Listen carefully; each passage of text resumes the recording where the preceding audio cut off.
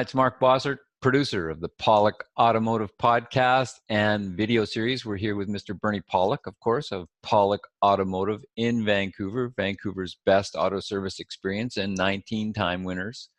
19 times voted by their customers as best auto repair in Vancouver. How are you doing this morning, Bernie? I'm doing very well.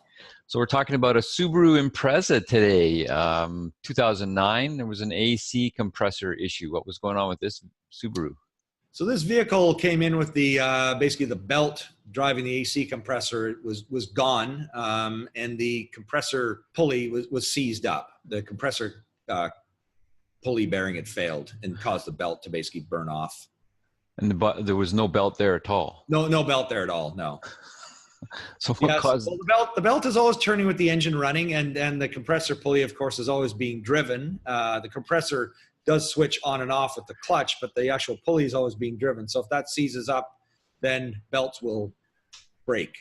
So this Impreza was driving around with its pants down, basically. Yeah, kind of, yeah. I mean, it drives fine without the belt on, because the belt only drives the AC compressor, which is a good thing in that respect. Doesn't affect the rest of the vehicle, but the AC doesn't. It was no longer functional. So what kind of repair needed to be done on this? So basically the compressor needed to be replaced, and I'll just get right into some pictures here so we can have a look at things. But yeah, basically the compressor needed to be replaced to solve the issue, and the belt, of course. So there's our, this is our old compressor here, the original compressor with the belts, both drive belts off. This is the alternator over here. And the red arrow basically points to you can see a sort of burnt area here. This is basically the compressor clutch assembly, and this pulley here, which rotates at all times with the engine running, it basically seized. You couldn't turn it, and unfortunately I didn't get a video capture of it, but if you stuck your hand on that pulley, you would be able to wobble this thing back and forth. It was very, very loose, so the bearing had basically worn out. It was very loose, and of course caused this all to fail. At one time you could buy just the compressor clutches for vehicles and replace them. And if you did enough digging, you could probably possibly come up with a bearing replacement. But usually, at least by this point, it's probably damaged the clutch pretty badly running loose. So you'd want to replace the whole thing at this point. But sometimes if you have a bearing in early stages of failure, you can replace it. But those parts are getting very hard to find nowadays. It's always like it's kind of replace the whole assembly type of thing, which kind of happens a lot in modern car repairs.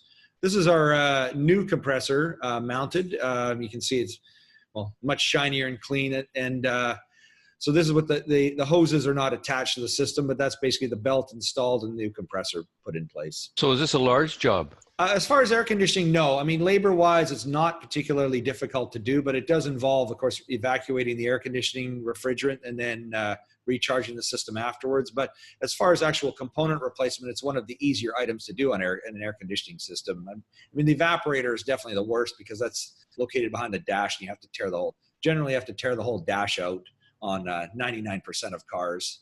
There are a couple where you don't, but yeah, 99% of vehicles, you have to tear the whole dash apart to get the evaporator. So this is a pretty easy job to do. The parts are generally not that cheap though. So it does end up being a pricey repair, but it's not too difficult labor-wise.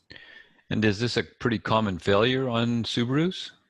Not particularly. I mean, any vehicle that these bearings will fail, but it's not an everyday failure item we see. Certainly not as predictable as head gaskets are on these cars. And would the car owner have any warning prior to this failure?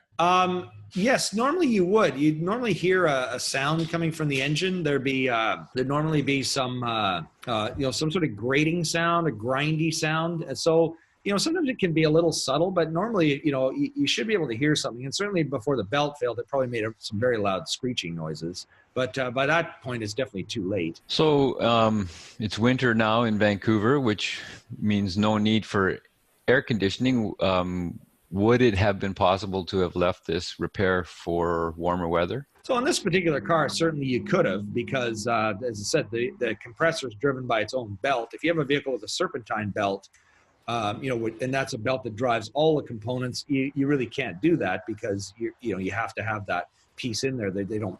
Some cars you can actually get a shorter belt or an auxiliary pulley, but it doesn't really make sense to do that for the most part. So the answer is yes, you could have left it, but one thing about air conditioning is that it actually provides an awesome defrosting function, and it's really just as useful in winter as it is in the summertime. I mean, in the summer you want it to keep you cool, but in the wintertime, air conditioning dries the air, so it'll defrost your windshield extremely quickly, and it's very noticeable. If you have a car where you can turn the air conditioning on and off with the defroster, try it, and you'll see just how effective having good working air conditioning is. It'll defrost your window very fast. So, or defog it if it's defog it. Yeah, exactly.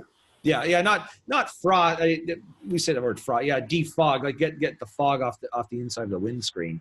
So yeah, it makes a huge difference, and and that's really a safety feature. Having that, and it actually saves you on fuel, because you could sit in front of your house and turn the heat on for 10 minutes, and then you've wasted a bunch of gas. Whereas if you turn your air conditioning on, 1 minute later it's defogged, and away you go. So it's a good thing to have working year round.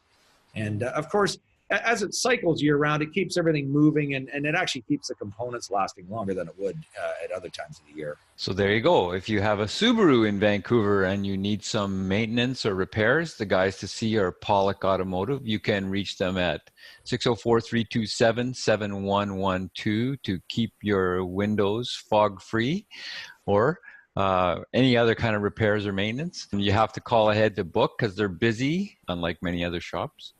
Or else check out our website, pawlikautomotive.com, our YouTube channel, Pawlik Auto Repair, hundreds of videos on there on all makes and models and types of repairs as well. Thank you so much for listening to the podcast, and thank you, Bernie. Thank you, Mark, and thank you for watching. We really appreciate it.